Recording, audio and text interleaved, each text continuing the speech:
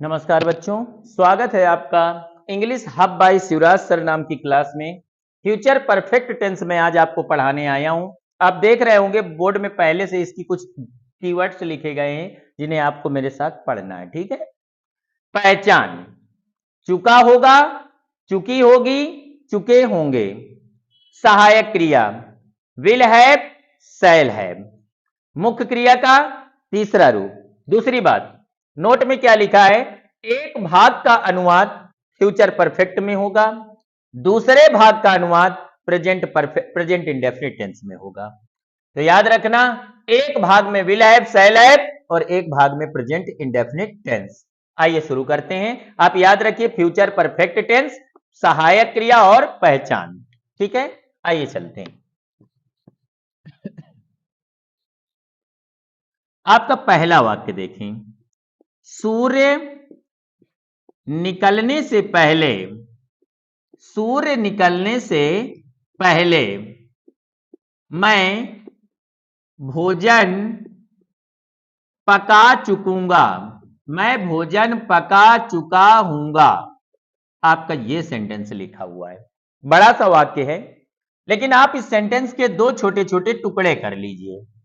पहला वाक्य सूर्य का निकलना और दूसरा मेरा भोजन का पकाना, दो वाक्य हैं। यह भी याद रखना, हमेशा पीछे के वाक्य से अनुवाद किया जाता है। आप वो वाला वाक्य विल हैव और शैल हैव से बनाएं और ये वाला वाक्य आप प्रेजेंट इंडेफिनिट में बनाएं। तो सबसे पहले मैं के लिए आई, चुका हूंगा, चुकी होंगी, सीधे सीधे आपको लगाना है shall have, I shall have. पकाना कुक्ड हो जाएगा, तीसरा रूप लगेगा और भोजन बराबर फूड। पीछे का अनुवाद हुआ मैं भोजन पका चुका हूंगा, आई शैल हैव कुक्ड फूड। अब आप पहले की माने बिफोर बना दीजिए। बिफोर सूर्य की अंग्रेजी द सन। चूंकि इधर के वाक्य को प्रेजेंट इंडेफिनिट में बनाना है तो राइज माने निकलना और राइज में यस या यस, तब तो लगेगा कि यह वाक्य आपका प्रेजेंट इंडेफिनिट का है। एक भाग का अनुवाद विल हैव के साथ, शैल हैव के साथ, और एक भाग में प्रेजेंट इंडेफिनिट लगा देते हैं। दूसरा देखिए, मीरा के सोने से पहले, मीरा के सोने से पहले राम पत्र पढ़ चुका होगा। यह सेंटेंस है आपका बच्चों। आपका सेंटेंस यहां से अलग हो गया। अब एक में मीरा सो गई है और दूसरे में राम पढ़ चुका होगा। आपका यह सेंटेंस पहले बनेगा। आपके वाक्य का करता है राम, सहायक क्रिया विल हैव, ठीक है।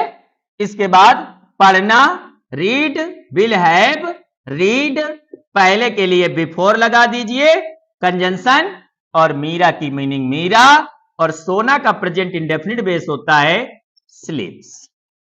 ठीक है बच्चों, इस तरह के वाक्य आपके बिफोर और फ्यूचर परफेक्ट के होते हैं। और एक वाक्य देखें, मोहन के आने से पहले, मोहन के आने से पहले राम बाजार जा चुकेगा, राम बाजार जा चुका होगा। आपका यह सेंटेंस लिखा हुआ है बच्चों।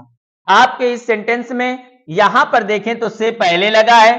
एक वाक्य में मोहन आया और दूसरे में राम जो था वो बाजार जा चुका है। इसको बना लो पहले। करता क्या है, राम, राम के साथ सहायक क्रिया विल हैव, जाना का तीसरा रूप गॉन, कहां गया है, टू मार्केट। इसके बाद बिफोर लगा दो, क्या लगा दो, बिफोर।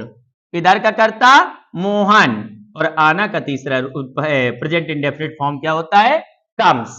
तो इस तरह से आपको प्रेजेंट परफेक्ट टेंस की सहायक क्रिया विल हैव और शैल हैव के साथ क्रिया का तीसरा रूप याद रखना है। ठीक है। तो प्रेजेंट परफेक्ट, फ्यूचर परफेक्ट और पास्ट परफेक्ट, ये तीनों परफेक्ट आपके तीसरा रूप लेते हैं और बाकी के टेंस आपके आईएनजी फॉर्म लेते हैं। कोई यस या यस लेता है, कोई सेकंड फॉर्म लेता है। ठीक है बच्चों, आज आपको मोहन के जाने से पहले, मोहन के जाने से पहले राम सो चुकेगा या राम सो चुका होगा, आपको इस टेंस का अनुवाद करके कमेंट बॉक्स में डालना है ताकि मैं देख सकूं कि मेरे बच्चे तन्मयता के साथ पढ़ रहे हैं और उन्हें इसका ज्ञान भी हो रहा है। ठीक है।